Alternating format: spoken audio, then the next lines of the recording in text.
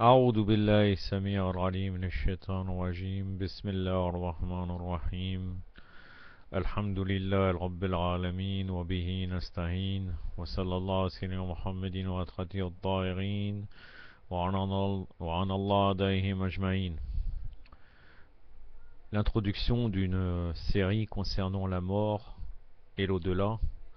Je pense qu'il y aura, Inch'Allah, une dizaine de parties, voire un petit peu moins, mais globalement, ou un petit peu plus, mais globalement, je pense que ça ferait 10 parties.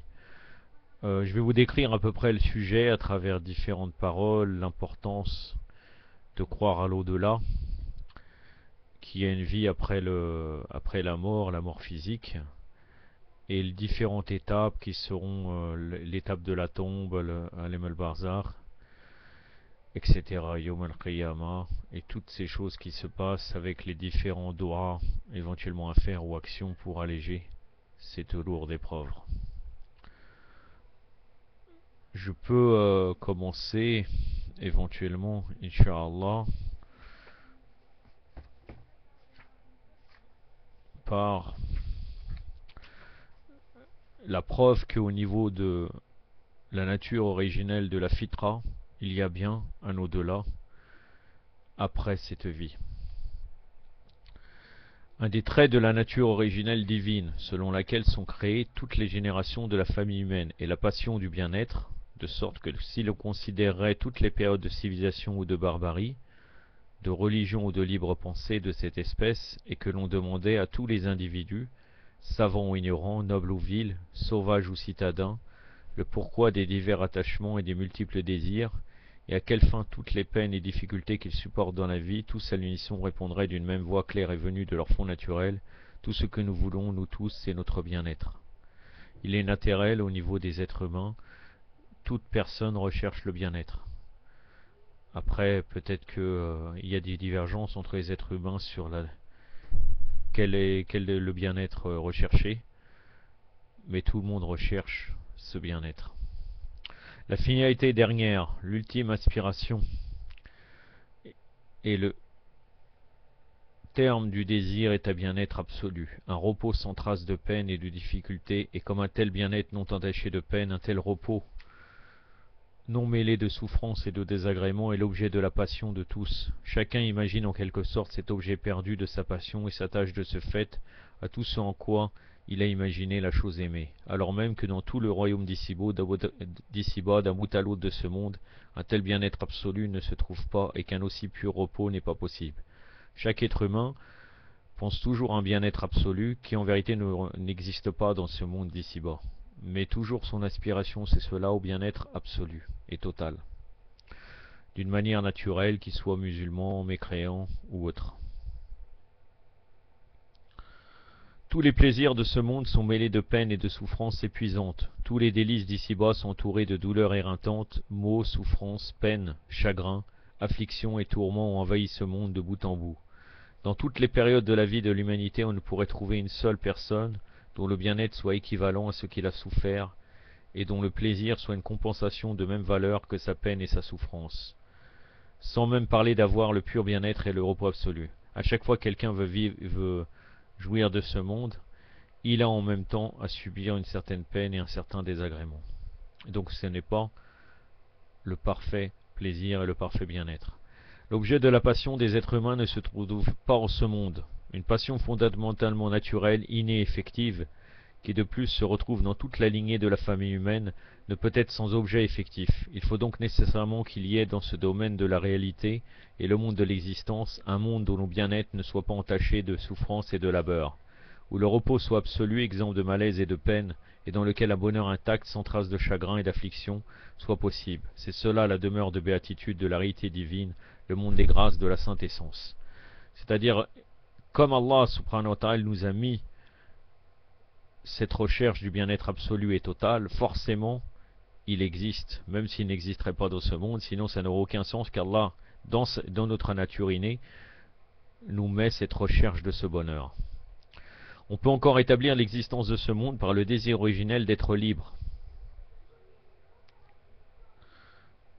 et celui que notre volonté soit efficace, désirs qui sont dans la nature originelle de chaque maillon de la lignée humaine, comme les matières et les conditions du monde d'ici-bas, les contraintes des premières et l'étroité et exiguïté des secondes, défient la liberté et l'efficacité de la volonté humaine. Il faut que dans le domaine de l'existence il y ait un monde dans lequel la volonté soit efficace, dont les substances ne soient pas rebelles à l'efficacité de la volonté, un monde dans lequel l'homme fasse et désire ce qu'il veut, comme l'exige sa nature originelle.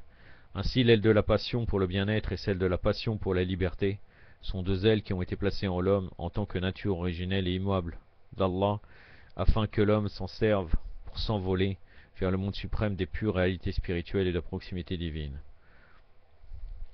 Ça veut dire le fait que l'être humain recherche le bien-être et aussi même le fait qu'il cherche toujours les libertés, dans sa nature originelle, ça prouve comme quoi il existe dans le monde suprême des pures réalités spirituelles et de proximité divine cela. C'était pour montrer l'importance de croire à l'au-delà. Nous arrivons à une présentation d'un point de vue musulman sur la résurrection. De quelle manière, pourquoi nous croyons à la résurrection? Et je citerai quelques versets coraniques, Inch'Allah, pour étayer cet exposé, Inch'Allah. La croyance en la résurrection est un des trois principes fondamentaux de la religion islamique. Tout être humain, sans exception, comprend de par sa nature divine la différence entre bonne et mauvaise action. Il considère la bonne action, même il n'en fait pas lui-même, comme un bienfait, une pratique nécessaire, et la mauvaise action, même s'il en commet comme mal, un acte évité. Naturellement, il considère que la bonne action est bien de la faire et la mauvaise action un mal. Il est évident que la bonne et la mauvaise action, le bien et le mal, résultent de ces deux qualités. Il est également certain que dans ce monde d'ici-bas, les bienfaiteurs et les malfaiteurs ne sont pas rétribués ou punis pour les bonnes ou mauvaises actions qu'ils ont commises. C'est-à-dire on ne peut pas voir que dans ce monde il y a une justice concernant le châtiment que doivent subir les malfaiteurs ou bien les bienfaits que doivent avoir et être récompensés les bienfaiteurs. En effet, on voit concrètement que nombre d'hommes de bien passent leur vie dans la détresse et le malheur, alors que des malfaiteurs, auteurs de crimes et de graves délits, au contraire vivent heureux dans la plus grande aisance, et ce malgré leur conduite odieuse. Si les bonnes et mauvaises œuvres des hommes n'étaient pas jugées ou récompensées convenablement dans un monde à venir, l'opinion suivante, laquelle il est nécessaire de faire le bien et d'éviter le mal, ne serait pas ancrée dans la nature de l'homme. Il ne faut pas croire que la récompense d'une action considérée comme bonne est la part de bénéfice que l'homme retire de l'ordre social, ni des bonnes œuvres humaines, cet ordre qui rend heureux la vie des citoyens. Ça veut dire c'est pas parce que quelqu'un a fait du bien et comme quoi on attend comme quoi les bienfaits c'est l'ordre social qui va les donner. De même, il est faux de penser que le malheur qui finalement arrive au malfaiteur provient du désordre de la société, conséquence de mauvaises actions humaines et correspond en fait à son châtiment. Une telle conception se retrouve surtout chez les gens maladroits et simples d'esprit, mais pour ceux qui ont atteint le sommet du pouvoir, l'ordre ou le désordre de la société n'a aucun effet sur leur bonheur. Ces derniers sont même plus heureux et satisfaits quand la société sombre de l'anarchie, la corruption et la misère. Il n'y a donc pas de raison pour que ces gens considèrent la bonne action comme un bien et la mauvaise action comme un mal. D'autre part, il ne faut pas croire que ceux qui profitent d'un bonheur éphémère sur terre se font nécessairement de leur vivant une mauvaise réputation. En effet, généralement, ce n'est qu'après leur disparition que leur mauvaise réputation apparaît, et lorsque la postérité les condamne, un tel jugement ne peut plus rien changer. Ils ont profité d'une vie pleine de plaisir et de jouissance. Certaines personnes qui vivent et jouissent dans cette vie, quelquefois, ils sont vus par les autres gens comme des gens de bien, et à travers après leur mort, on voit tous leurs défauts. Mais malgré ça, au niveau de leur vie, ils ont vécu très bien, malgré qu'ils étaient corrompus. Ainsi, il n'y a aucune raison pour que l'homme cherche à faire de bonnes actions et les estime, ou au contraire évite de commettre de mauvaises actions et les déconsidère. Alors, si l'homme ne croit pas à la résurrection, il se soumettra forcément à une croyance superstitieuse. Cette croyance solide et pure qu'Allah a ancrée dans notre nature doit nous faire comprendre que le Tout-Puissant ressuscitera tous les hommes après leur mort et jugera leurs actes. Il récompensera les vertueux et les bienfaiteurs en leur attribuant le bonheur éternel et châtiera les pervers et les malfaiteurs. Ce jour du jugement dernier sera celui de la résurrection. Nous arrivons à un petit chapitre, la résurrection et les religions, puis je citerai la résurrection selon le Coran, Inch'Allah. Toutes les religions et toutes les doctrines qui invitent l'homme à croire en la toute-puissance divine, qui lui ordonne de faire le bien et d'éviter le mal, annoncent la résurrection, c'est-à-dire une autre vie qui commence pour l'homme après la mort. Pour ces religions, faire le bien ne trouve sa juste valeur que lorsqu'il est suivi d'une bonne rétribution, et cette récompense ne pouvant apparaître en ce monde, l'homme de bien se verra récompensé dans une autre vie, dans un autre monde. Les gens qui croient à la résurrection ne se découragent jamais, puisqu'en fin de compte, il se dit même si je souffrirais dans cette vie, je serai récompensé. Donc ça, il sait très bien qu'il sera récompensé dans l'autre monde, donc ça lui donne beaucoup d'espoir. Et d'ailleurs, les nombreux vestiges découverts dans les tombes antiques nous révèlent que l'homme primitif croyait lui aussi à une vie après la mort. Donc c'est forcément quelque chose qui vient de la nature innée et la nature humaine. Suivant ses croyances, il effectuait donc certains rites pour que ses semblables défunts retrouvent le repos éternel dans l'autre monde. Nous arrivons à la résurrection selon le Coran. Comme d'habitude et selon ma méthode, je vous citerai le verset coranique en français, puis après en arabe ou bien inversement. Donc à travers une centaine de versets, le Coran rappelle la réalité de la résurrection et rejette le moindre doute ou soupçon à son sujet. Selon le Coran, c'est une certitude la résurrection. Pour éclairer l'esprit de l'homme et dissiper toute incertitude sur la création originelle des choses, le Coran signale à plusieurs reprises le pouvoir absolu d'Allah. Dans la sourate 36, versets 77-79, Allah subhanahu wa ta'ala nous dit: l'homme n'a-t-il pas vu que nous l'avons créé d'une goutte de sperme et le voilà qui discute ouvertement, oublieux de sa propre création? Il nous cite cet exemple: qui donc fera revenir les ossements alors qu'ils sont poussière? Dit celui qui les a créés une première fois les fera revivre, il connaît parfaitement toute création. Sourate 36, versets 77-79.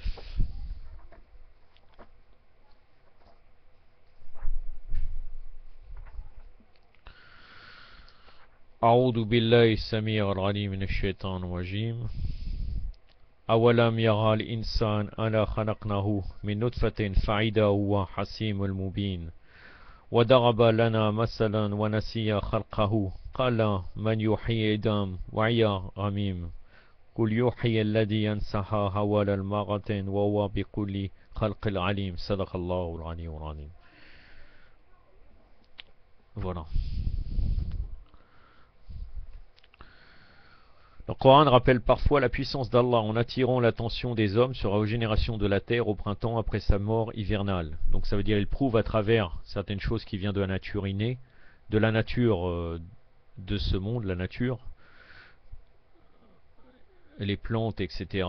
Il prouve la preuve de la résurrection. Il déclare: tu vois parmi ces signes la terre comme si elle était prostrée. Mais lorsque nous faisons descendre sur elle l'eau, elle se ranime et elle reverdit. Oui, celui qui lui rend la vie, et celui qui fera revivre les morts, il est puissant sur toute chose.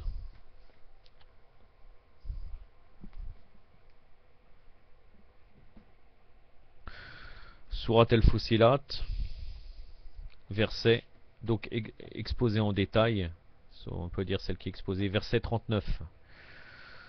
أعوذ بالله السميع العليم من الشيطان الرجيم ومن حياته أنك ترى الأرض خاشعة فإذا أنزلنا عليهم ما اهتزت وربت إن الذي أحيا لمحيي الموت إنه على كل شيء قدير. Parmi ces signes est la terre aride, Sadaqallahu al-Ali al-Adim. Que tu vois, elle se ranime et augmente quand nous faisons tomber sur elle de l'eau. Celui qui fait revivre fera revivre aussi les morts, car il est puissant sur toute chose.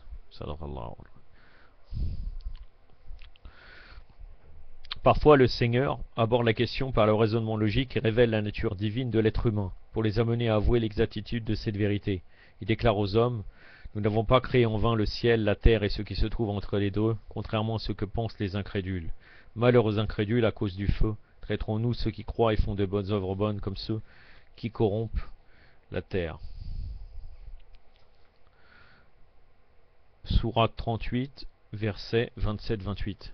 Sourate 38, verset 27-28.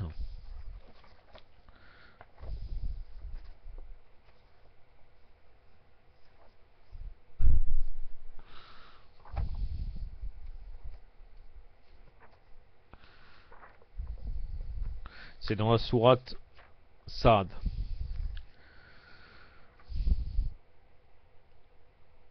أعوذ بالله السميع العليم من الشيطان الرجيم وما خلقنا السماء والأرض وما بينهما باطلا ذلك يحزن الذين كفروا فويل للذين كفروا من النار ونجلوا الذين آمنوا وعملوا الصالحات كالمفسدين في الأرض ومنجلوا متقين كالفجار صدق الله العلي العظيم.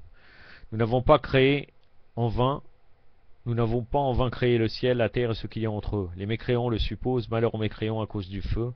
Traitons-nous les croyants qui ont pratiqué les bonnes actions, comme ceux qui ont répandu la corruption sur la terre. Traiterons-nous ceux qui sont pieux, comme les libertins.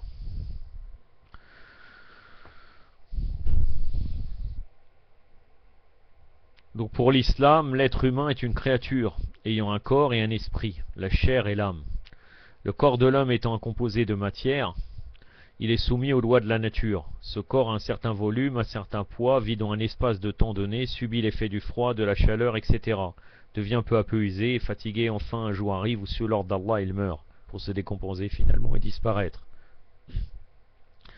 L'esprit de l'homme au contraire n'a rien de la matière et ne présente pas les mêmes propriétés. L'intelligence, la sensibilité, la pensée, la volonté, ainsi que d'autres qualités, telles que l'affection, la haine, la joie, la tristesse, la peur, l'espoir font partie des qualités propres à l'âme humaine. L'esprit de l'homme n'ayant pas les propriétés de la matière, les qualités spirituelles sont également étrangères à ces propriétés. De plus, dans leurs diverses actions, le cœur, le cerveau et les autres organes du corps humain fonctionnent d'après les commandes de l'esprit et ses attributs. On ne peut considérer aucun organe du corps humain comme le centre de commandement des actions. Ça veut dire l'esprit, il est séparé du corps humain. Tout cela pour prouver qu'après la mort, l'esprit reste, comme vous allez le voir par la suite. Allah subhanahu wa ta'ala dit: nous avons créé l'homme d'argile fine, puis nous en avons fait une goutte de sperme contenue dans un réceptacle solide, puis de cette goutte nous avons fait un caillot de sang, puis de cette masse nous avons créé des os. Nous avons revêtu les os de chair, produisant ainsi une autre création. Sourate 23, versets 12 et 14. 12 à 14.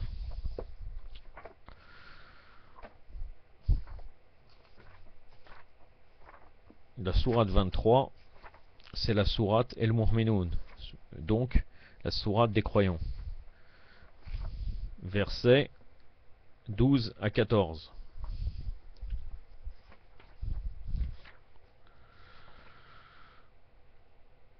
أعوذ بالله السميع العليم من الشيطان الرجيم الذين يرثون الفردوس au verset 12. أعوذ بالله السميع العليم من الشيطان الرجيم بسم الله الرحمن الرحيم ولقد خلقنا الإنسان من سلالة من طين ثم جعلناه نطفة في قرار مكين ثم خلقنا نطفة علقة فخلقنا علقة مضغة فعلقنا مضغة عظام فكسونا عظام لحما ثم أنشأناه خلقا آخر فتبارك الله أحسن الخالقين صدق الله العلي العظيم.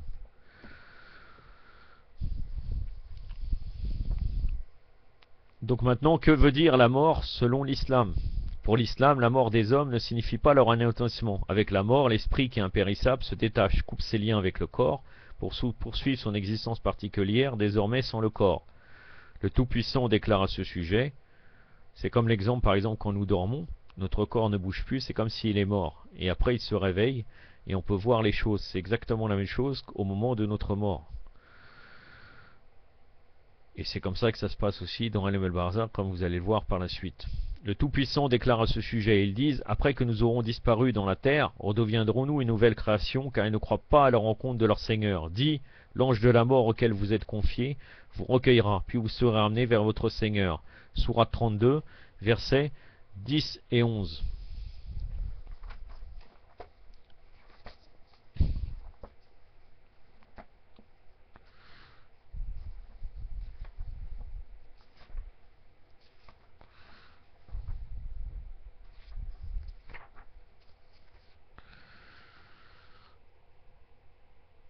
أعوذ بالله السميع العليم من الشيطان الرجيم وقالوا عيدا دللنا في الأرض فإنا لفي خلق جديد بل هو باللقاء ربهم كافرون قل يتوفاكم ملك الموت الذي وكل بكم ثم إلى ربكم ترجعون Sadaqallahu al-aliyyul azim. Les crédents disent quand nous serons perdus dans la terre, est-ce que nous serons créés de nouveau? C'est plutôt qu'ils nient la rencontre de leur Seigneur.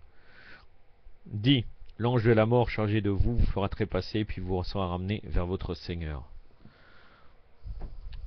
Sadaqallahu al-aliyyul azim. Donc le prophète, le noble prophète dans un hadith a dit, sallallahu alayhi wa alayhi, vous ne périrez pas, vous serez transférés d'une demeure à une autre.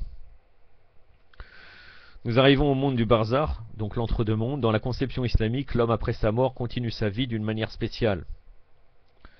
Le bienfaiteur reçoit joie et bonheur et le malfaiteur est tourmenté. Tout le monde comparaîtra ensuite le jour du jugement dernier, le jour de la résurrection, le monde intermédiaire dans lequel l'homme vit de sa mort jusqu'à la résurrection est appelé Eism. Donc c'est son esprit qui, barzakh. Le Seigneur Tout-Puissant déclare, et derrière eux s'élèvera un ism jusqu'au moment où ils seront ressuscités. Sourate 23, verset 100.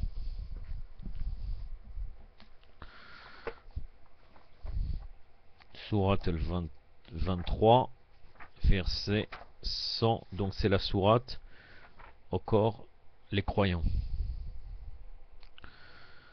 C'est au milieu du verset, ce n'est pas le verset en entier. A'udhu billahi as-sami' al-alim minash shaitanir rajim.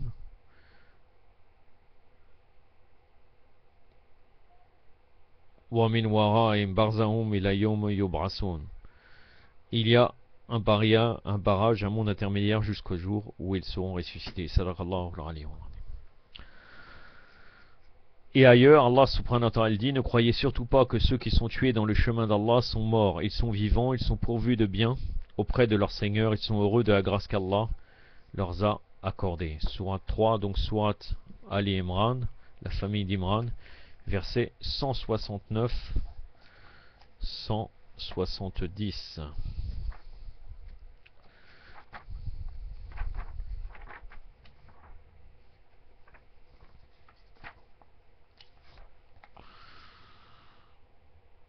أعوذ بالله السميع العليم من الشيطان الرجيم ولا تحسبن الذين قتلوا في سبيل الله أموات بل أحياء عند ربهم يرزقون فرحين بما آتاهم الله من فضله ويستبصرون بالذين لم يخلقوا بهم من خافهم أولا خوف عليهم ولا هم يحزنون صدق الله العلي العظيم.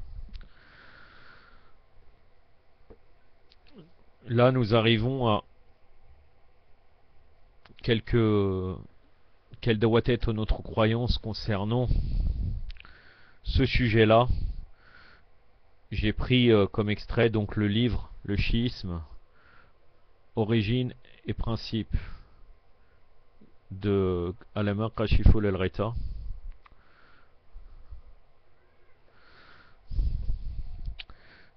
Il était aux éditions BA. Malheureusement, il n'est plus disponible.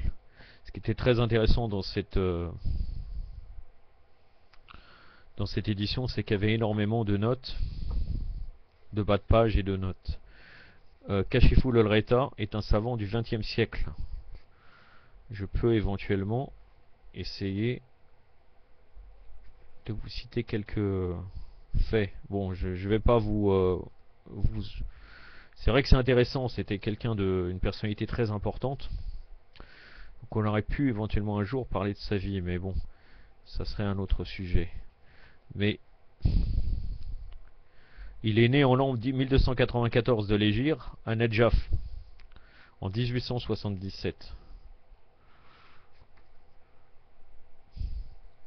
Puis, je vais vous dire sa date de décès. Le 18 d'Al-Qada 1373 de l'Hégire, le 19 juillet 1954. C'était un savant d'origine irakienne. Il est né à Nedjaf.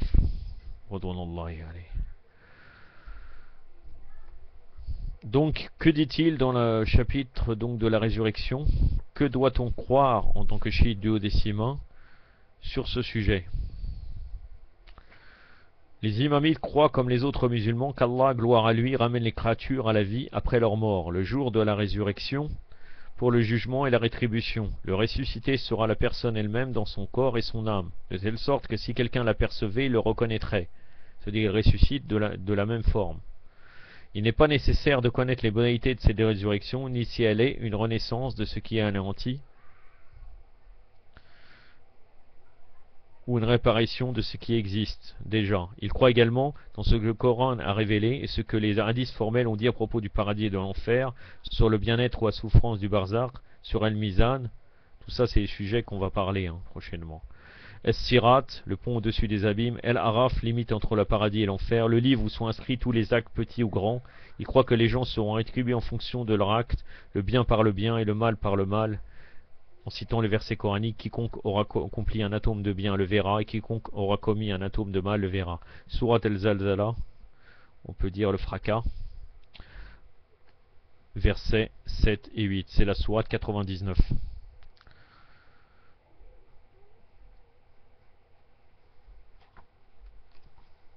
أعوذ بالله السميع العليم من الشيطان الرجيم فهو وأمام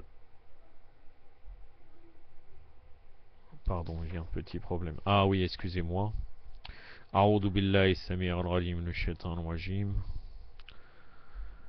بسم الله الرحمن الرحيم أفمن يعمل مثقال ذرة خيرا يره ومن يعمل مثقال ذرة شرا يره صدق الله العلي العظيم. Qui aura fait le poids d'un atome de bien le verra, qui aura fait le poids d'un atome de mal le verra. صدق الله العلي العظيم.